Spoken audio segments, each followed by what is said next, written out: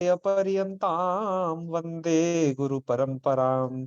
वाक्यकारं वररुचिं भाष्यकारं पतञ्जलिं पाणिनिं सूत्रकारं च प्रणतोऽस्मि मुनित्रयम्। मित्राणि नमो नमः, आपका स्वागत है। और हम आज पढ़ने जा रहे हैं तद्धित प्रकरण के अंतर्गत जो मतवर्थीय हैं उनमें से उरच प्रत्यय को, व प्रत्यय को, इनी और ठन प्रत्ययों को, जिसके अंतर्गत आज हम 4 सूत्र पढ़ेंगे।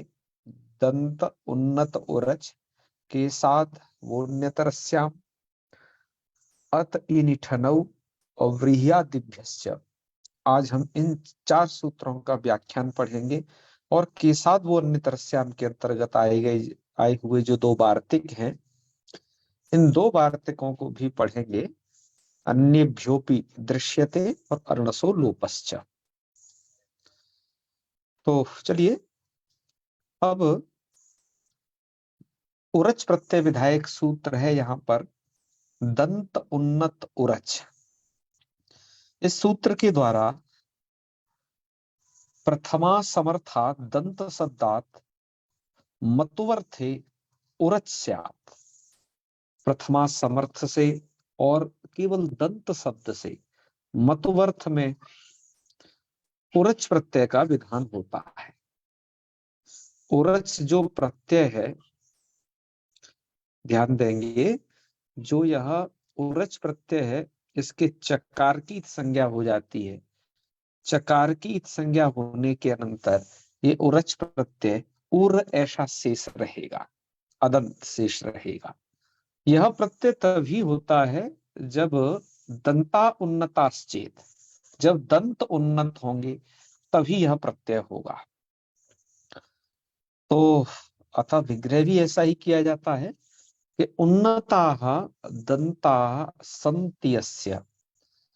एक बार सूत्र के पदच्छेद पर भी ध्यान देंगे। यहाँ पर ये सप्तमी विभक्ति का रूप है, ये दंते उन्नते उरच। यहाँ पर दंत, ये सप्तमी विभक्ति है, उन्नते भी, अर्थात उन्नता दंता सन्ति यस्य। इस अर्थ में भी यहाँ उरच प्रत्यय, इस अर्थ में उरच प्रत्यय का विधान यहाँ किया जा रहा है। वैसे दंता संति अस्य ऐसा ही विग्रह रखते तो क्या था। सूत्रकार तो ये कह रहे हैं दंत उन्नते, दंते उन्नते उरच। इसकी बजाय यह रख लेते कि हैं दंत उरच, इतना ही सूत्र रह सकता था। तो उन्नता अर्थ का लाभ ऐसे हमें हो जाता, क्योंकि भूम निंदा प्रशंसा सुनित्य योगा तसायनी जो वार्तिक है, इससे हो जाता ना। पर यहाँ पर ही सोचा जाए, पाणिनि जी दंत उन्नता उरच ऐसा कह रहे हैं, अर्थात पाणिनि जी के मन में भी यह है कि मतवर्थिक जो प्रत्यय हैं, जिन्हें वार्तिककार करना चाह रहे हैं, भूम निंदा प्रशंसा सुनित्य योगा तसायनी, इन अर्थों में, और पाणिनि जी भी कहीं ना कहीं ये उन्नति ऐसे पद दे करके उन प्रत्ययों का विधान इसमें करना चाहते हैं। तो इसलिए यहाँ पर स्पष्ट प्रतीति के लिए उन्नते दत्त व्रज इस प्रकार का पाणिनि जी ने सूत्र बनाया था। विग्रह वाक्य भी हमने ऐसा रखा है कि उन्नता दंता संति यस्य, उन्नत हैं दांत जिसके। यहाँ पर दंत शब्द से जस विभक्ति लाएंगे, दंत शब्द अदंत है, याद रहे। अदंत होने से यहाँ पर अतिनिठनु प्राप्त है, किंतु ये सूत्र यहाँ पर कर देगा उरच। ये प्रत्यांतर विधान है, तो उरच प्रत्यय करेगा तो स्थिति हो जाएगी दंत जस उरच, और इस जस का तो हल्नी आदि लोप हो जाता है, वो शुपो धातु प्रातिपदिकों से लुक हो जाता है, जिससे अब रूप बनेगा दंत उर। ये उर जो है आपका, ये है आजादी प्रत्यय, तो इसे भा संज्ञा होगी, भा संज्ञा प्रयुक्त कार्य शेति से लोप होकर के रूप बना लीजिएगा दंतुरः। यह रूप यहाँ पर बनेगा। दंतुर आप इस चित्र में देख रहे हो, इसके कितने बड़ी बड़ी दांत हैं, इसलिए ये दंतुरा है। तो दंतुरा उसे कहेंगे जिसके बड़े दांत हैं। और ये पुल्लिंग है तो दंतुरः इस प्रकार का प्रयोग बनेगा। केवल दंत शब्द की चर्चा दी है, दंत के बाद अब केश पर गए, उसके लिए सूत्र है केशाद्वोन्यतरस्याम, यह सूत्र। यहाँ पर इस सूत्र से व प्रत्यय का विधान होता है, के साध वो, के साध में पंचमी है, तो ऐसा अर्थ कर लेना सूत्र का, समर्थानाम प्रथमाद्वा सब आ रहा है कि प्रथमा समर्थात केस शब्दात मतवर्थे व प्रत्ययो वास्या, ये अर्थ बनेगा। प्रथमा समर्थात केस शब्द, मतवर्थ में व प्रत्यय का विधान होता है। तो यहाँ पर जैसे उन्नते है तो हमें यह लगता है, ये टीकाकार ने तो कहीं कोई लिखे नहीं है कि ये जो उन्नते पद यहाँ से यहाँ भी आएगा कि शादबोन्नतरश्याम, तो इसका भी ऐसा ही अर्थ करना चाहिए कि प्रथमा समर्थात के शब्दात, यदि वो केश उन्नत है तो जो है वह प्रत्यय हो। इसलिए हमने विग्रह में ऐसा रखा है कि प्रशस्ता केसा संति अस्य, जिसके अच्छे खासे केस हैं। तो यहाँ पर प्रशस्ता केसा संति अस्य, केस जस और वह प्रत्यय कर दिया, और वह प्रत्यय तो आपका हलादी है, आजादी नहीं है, तो वह संज्ञा प्रकार कुछ भी ना होगा, रूप बन जाएगा केशव। केशव शब्द का अर्थ यही है कि जिसके बड़े अच्छे केश हैं, वो है केशव। अब ये एक फोटो हमने ऐसा लिया जिसका दांत भी बड़ा अच्छा है और केस भी बड़ा अच्छा है, उन्नत है, मतलब प्रशस्त है, इसलिए केशव का अर्थ आप समझ गए होंगे, इसके उन्नत केश हो। तो भगवान के लिए ये केशव शब्द का प्रयोग किया जाता है, तो हमें लगता है इसीलिए किया जाता होगा भगवान के लिए यह, कि भगवान के बड़े अच्छे बाल हुआ करते थे, इसलिए उन्हें केशव कहते हैं। ऐसी व्याख्या है इसकी। अन्य व्याख्याएं भी इसकी हो सकती हैं यदि कोशों में देखा जाएगा तो, पर यह व्याख्या युक्ति युक्त है एकदम। इस सूत्र में अन्य तरस्याम पद का ग्रहण किया गया है। अब ये प्रश्न होता है कि यहाँ पर तो प्राणिस्थादो लजन्य अन्य तरस्याम, इस सूत्र के द्वारा ही अन्य तरस्याम पद आ सकता था, तो यहाँ पर अन्य तरस्याम पद का ग्रहण क्यों कर रहे हैं? तो उसका कारण बताते हैं कि वो इसलिए अन्य तरस्याम ग्रहण कर रहे हैं कि यहाँ पर इस के साथ अन्य तरस्याम की प्रवृत्ति हम विकल्प से करा सकें। अब देखो हमारे पास दो अन्य तरस्याम है, एक तो वहां से भी है और एक ये भी है। एक बार तो क्या होगा सुन लीजिए कि प्रथमा समर्थ केश शब्द से व प्रत्यय होगा विकल्प से, ठीक है, वह प्रत्यय एक बार कर दिया तो केशवा। एक बार नहीं होगा वह प्रत्यय, तो फिर आगे एक सूत्र हम आज पढ़ने वाले हैं, अत इन ठनऊ, उस सूत्र से यहाँ पर इन्हीं और ठन प्रत्यय भी होंगे। इन्हीं प्रत्यय करके रूप बन जाएगा केशी, और ठन प्रत्यय करके ठ को एक होकर के केशिकः, ये दो रूप बनेंगे। केशी कैसे बनता है, इन्हीं प्रत्यांतों में क्या प्रक्रिया होती है, इसे हम आगे कहेंगे। ठन प्रत्यांतों में क्या प्रक्रिया होती है, इसे भी हम आगे ही कहेंगे। बस अभी तो आप इस स्थल पर यह स्मरण रखें कि इन्हीं प्रत्यय होने से केसी बनेगा, ठन प्रत्यय होने से केशिकः बनेगा। अच्छा, इस सूत्र में मतलब अन्य तरस्याम है, तो विकल्प से वह प्रत्यय होगा, विकल्प से वह प्रत्यय होगा तो एक बार तो वह प्रत्यय होकर के केशव पहला रूप बन जाएगा, दूसरा रूप जो है ये बनेगा इन्हीं वाला, और तीसरा रूप, क्योंकि वो सूत्र एक साथ इन और ठन प्रत्यय का विधान करता है, इसलिए ये दो रूप वहां पर एक साथ ही बनेंगे।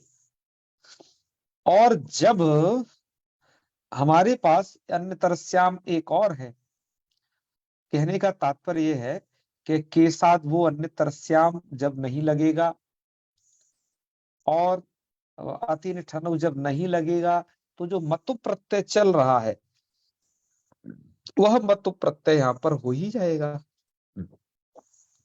तब मतु प्रत्यय का विधान होकर के यहाँ पर जो रूप एक मतुप वाला भी बन जाएगा, तो केशवान ये तीसरा रूप बनेगा मतुप प्रत्यय होकर के। मतुप प्रत्यय के मकार को वकार जो होगा माधुप धाया मत वादिव्य सूत्र को स्मरण रख लेना। तो इस प्रकार से हमें अब यहाँ चार रूप देखने मिलेंगे, व प्रत्यांत, इन और ठन प्रत्यांत और मतुप प्रत्यांत। ठीक है, केशव, केशी, केशिका, केशवान, कुछ भी कहिए, सबका अर्थ वही है कि प्रशस्ता केसा संति यस्य, जिसके उन्नत केस हैं। मित्रों, इसके पश्चात इस सूत्र में ही कुछ वार्तिक भी पढ़े गए। एक वार्तिक पढ़ा गया, अन्येभ्योपि दृश्यते। अन्येभ्योपि दृश्यते, ये वार्तिक किस प्रसंग में पढ़ा गया है? ये पढ़ा गया है केशाद्वो अन्यतरस्याम इस सूत्र पर। तो अन्येभ्योपि दृश्यते का ऐसा अर्थ बन जाएगा कि केसाद भिन्नेभ्य प्रातिपदिकेभ्योपि, केस से भिन्न यदि कोई प्रातिपदिक रहते हैं तो उनसे भी मतवर्थ में वह प्रत्यय हो जाता है। अर्थात वार्तिककार ने वह प्रत्यय को अन्यत्र भी देखा, जहां सूत्रकार वह प्रत्यय को केस शब्द से ही देख रहे हैं, वहां वार्तिककार को क्योंकि शब्द जाल तो बहुत बृहद है, इसलिए वो केस शब्द के अलावा मत प्रत्यय अन्यों से भी देख रहे हैं। तो अन्य किन से? तो उदाहरण दिया मणिव। मणिव शब्द का अर्थ क्या है? तो यहाँ पर विग्रह कर लीजिएगा, मणि ही अस्ति अस्य, कि जिसके पास मणि है। तो यहाँ मणि शब्द से हमने वह प्रत्यय का विधान किया, तो ये बन जाएगा आपका मणिव। प्रक्रिया बड़ी सामान्य है, अतः व्याख्यात करने की उसे बहुत ज्यादा आवश्यकता नहीं है। मणिव का अर्थ होगा मणिधारी सर्प, क्या अर्थात मणि अस्ति अस्य। तो ये एक, ये देख रहे हैं ना, ये सांप, ये मणिधारी सांप है। अब मित्रों, ये मणिव जैसे प्रयोग तो मिलते हैं लोक में, लेकिन तो मणिधारी सांप होता है या नहीं, इस पर आज के विज्ञान में बड़ा ही वाद विवाद है। बहुत सारे, मैं स्नेक सेवर के जो यूट्यूब चैनल्स हैं उनको देखता हूं, उनका यही मानना है ज्यादातर कि मणिधारी कोई सर्प होता नहीं है। लेकिन शास्त्रों में इसका वर्णन तो मिलता है। यह देखा देखा जाना चाहिए कि वह सिर्फ कथा मात्र है या फिर मणिधारी सर्प होते भी हैं। हम इस मैं स्पष्ट रूप से तो नहीं कह सकते कि मणिधारी होते नहीं है, लेकिन वो जब दिख नहीं रहे हैं तो अब क्या कहें, कहीं चले गए होंगे, कहीं कुछ हो गया होगा नागलोक इत्यादि में, तो नागलोक का भी अस्तित्व है या नहीं। लेकिन तो मणिवा जैसे प्रयोग मिलते हैं, देखो व्याकरण में, ये इनकी सत्ता को मानते हैं कि ऐसे हैं। तो खैर, आज के विज्ञान की बात यह है कि वह जो देख पाता है प्रत्यक्ष उतना ही बताता है। शास्त्र जो है अतीन्द्रिय पदार्थों को भी बता सकता है, अन्य लोगों की बातें भी वो कह सकता है। तो हम शास्त्र के पक्ष में अधिक जाएंगे इस मत में। तो चलिए, मणिवा जैसे प्रयोग होते हैं, ठीक है। आइए आगे चर्चा करते हैं अग्रिम वार्तिक पर। अग्रिम वार्तिक है अर्णसो लोपश्च। मित्रों, यह जो वार्तिक है वो काशिकाकार के रीति से है, काशिकाकार वार्तिक को मानते हैं। तो जिसके कारण यह एक प्रत्यय और बन जाता है। काशिकाकार ये कहते हैं अर्णसो लोपश्च। इस वार्तिक का भी अर्थ ऐसा ही करना, क्योंकि केसाद्वो ने तरस्याम पर ही पढ़ा गया वार्तिक है। इसका अर्थ होगा अर्णस शब्दात मतुवर्थे व प्रत्यय और शस्य लोपश्च स्यात्। दो कार्य करता है, पहला करता है वतो प्रत्यय और दूसरा करता है सकार का लोप। दो कार्य से करने हैं। तो विग्रह कर लेते हैं, प्रभूतम अरणो अस्ति अस्मिन्। मित्रों, अरणस शब्द का अर्थ होता है जलम, अरणस इत्युक्ते जलम। तो प्रभूतम अरणो अस्ति अस्मिन् माने खूब सारा जल। ये प्रभूतम कहां से आया ना, समझे ना, ये विग्रह वाक्य में। वैसे तो अरणो सत्ति अस्मिन्, जल है इसमें, तो जल तो कुएं में भी रहता है, जल नहर और नदी में भी होता है। लेकिन प्रभूतम अरणो अस्ति अस्मिन्, खूब सारा जल है जिसमें, उसको हम कहेंगे अरणवा। क्या बने, कैसे बनेगा कि स का भी साथ में ही लोप हो जाएगा, तो सकार का लोप करके अरणवा इस प्रकार का प्रयोग हुआ। अरणवा समुद्र के लिए बड़ा ही फेमस प्रयोग है। ठीक है, तो इस प्रकार से इस शब्द की भी सिद्धि हो जाती है और प्रभुतम अर्थ का लाभ होता है यहाँ पर। भूम निंदा प्रशंसा सुनित्य योगातिशायिनी, इस कारिका के आधार पर, या फिर कहो कि उन्नत पद के आधार पर भी हो जाता है, सूत्रकार के मत को देखें तो, है ना। और वो प्रभुतम कहना ज्यादा सही है पर इस प्रसंग में। चलो मित्रों, ये हमने आज ये दो प्रत्यय तो पढ़ लिए, अब दो और बाकी हैं। पहले इतने का सुधा व्याख्यान देख लिया जाए, उसके बाद आगे बढ़ते हैं। सुधा व्याख्याकार ने क्या विग्रह की है यहाँ पर और इन शब्दों की सिद्धि के लिए क्या कहा है, उन्हें देख लीजिए। लिखते हैं वो, दंता उरज से देखते हैं। दंते उन्नता उरज, उन्नता इति प्रकृति विशेषणम, अर्थ कर रहे हैं कि दंत शब्दात उन्नतोपाधिकात, उन्नत उपाधि वाले। हाँ, ये उपाधिकात जैसे जो अर्थ है ना, यहाँ पर गीता प्रेसकार ने किए हैं। गीता प्रेसकार के देखा देखी इन्होंने भी ऐसे अर्थ यहाँ पर कर दिए हैं कि दंत शब्दात उन्नतोपाधिकात, अर्थात उन्नत उपाधि वाला, यानी कि उन्नत इस अर्थ में। उरज प्रत्ययो भवति मत्वर्थे, ऐसा इन्होंने पिछले दो सूत्रों को भी और अर्थ किए हैं गीता प्रेसकार ने, और प्रथम सूत्र का भी अर्थ किया है उन्होंने इस प्रकरण के। उन्नता दंता संति यस्य सह दंतुरः, तो यहाँ पर दंते उन्नत उरच, दंते उन्नते उरच, एकार का लोप हो गया है, संधि है ना सूत्र में, इसलिए दंत उन्नत उरच, इसके द्वारा इति उरचि चलोपे भत्वे भत्वादलोपे विभक्ति कार्य च कृते है दंत रहती सिद्धम। ऐसे ही केसाद वन्य तरस्याम है, केस शब्दात वह प्रत्यय मत्वर्थे अन्य तरस्याम। आगे कह रहे हैं फिर ये अन्य तरस्याम की व्याख्या के बाद,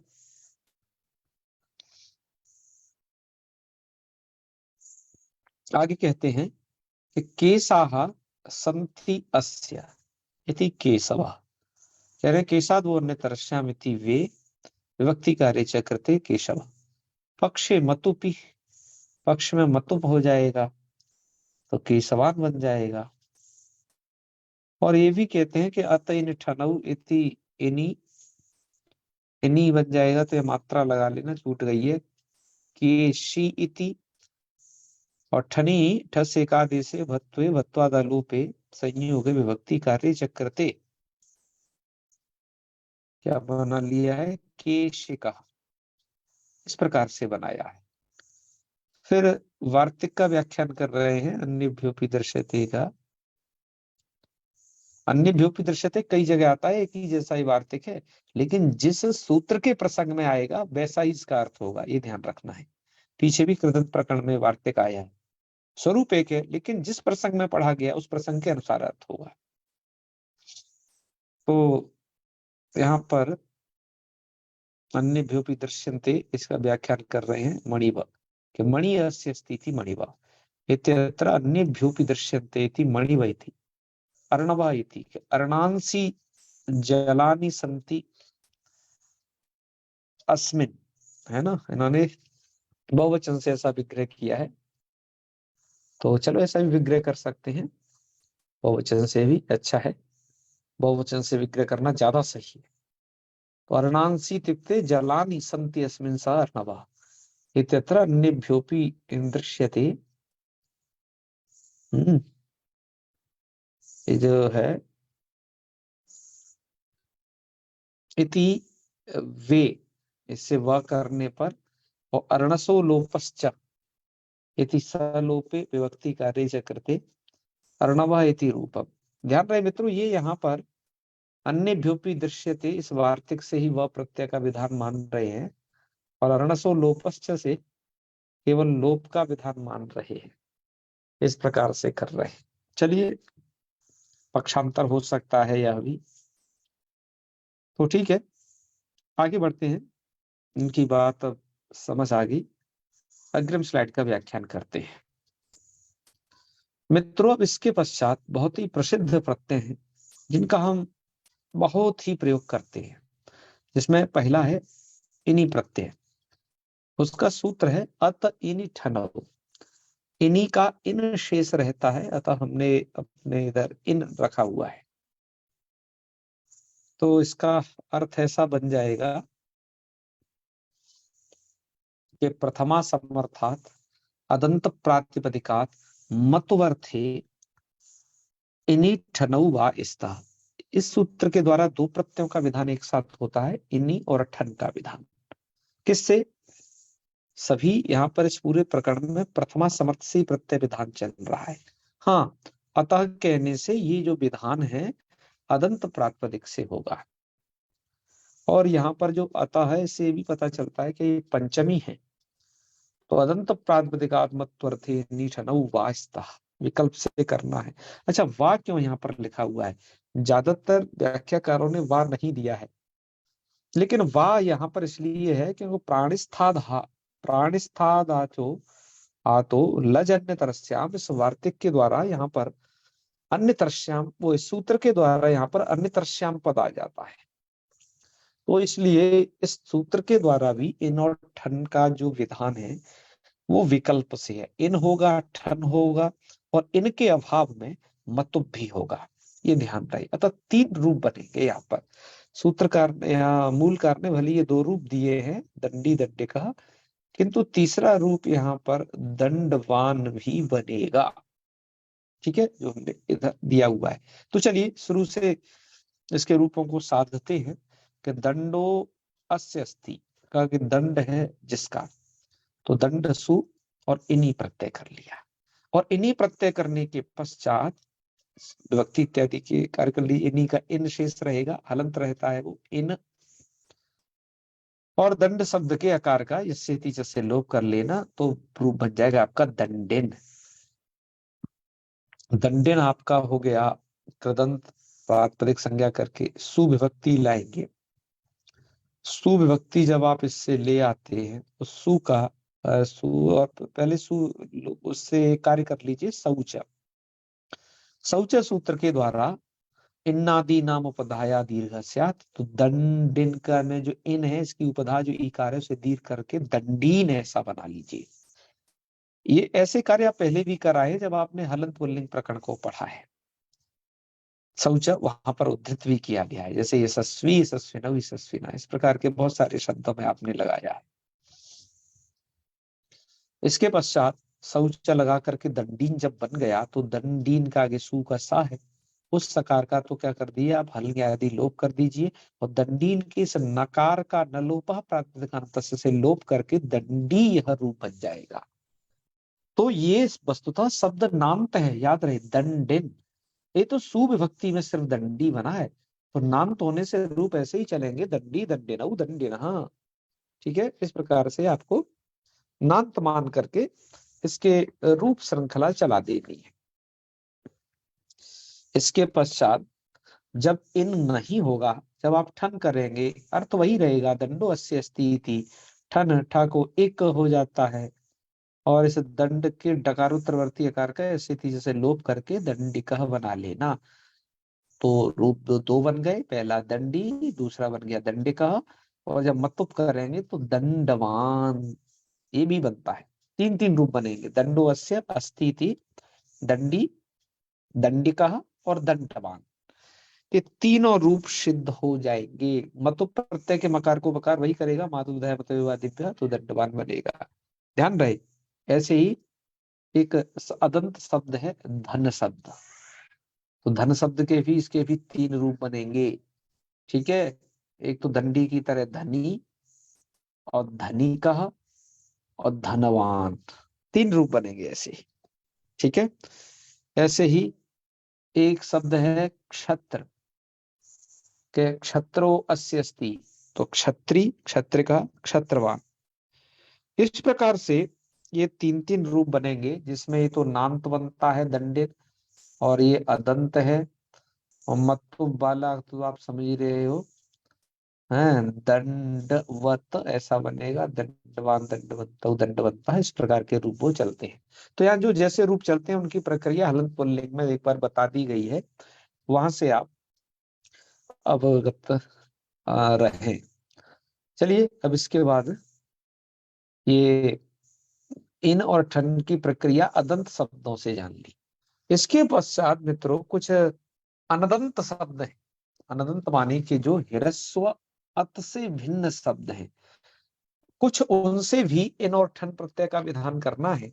इसके लिए सूत्रकार को एक दूसरा सूत्र बनाना पड़ा, व्रीहि आदिभ्यश्च। ये व्रीहि आदि गण में ऐसे शब्द पढ़े गए हैं जो कि या तो इकारांत है या फिर आकारांत है। पर ये यव खद का क्या पाठ का प्रयोजन है ये हमें समझ नहीं आता है। इसमें ज्यादातर आप जो शब्द देख रहे हैं व्रियादि गण में, या तो वो इकारांत है या आकारांत है या बिल्कुल हलंत है, कुछ ऐसे भी शब्द हैं उनका पाठ यहाँ पर पढ़ा गया है। तो जिससे व्रीहि प्रातिपदिकों से भी मत्वर्थ में ठने विकल्प से करना है। व्रीहि में सबसे पहला शब्द व्रीहि है, तो व्रीयः सन्ति अस्मिन्, ये विग्रह रखिएगा। व्रीहि जस इनी, इनी का बचेगा इन, और रूप बना लीजिएगा व्रीहिन। और जो कार्य यहाँ किए थे आपने शौच हल्म्यादि लोप न लोप, ये सभी कार्य यहाँ पर भी कर लें। तो पहला रूप बन जाएगा व्रीहिन इनी प्रत्यय करके।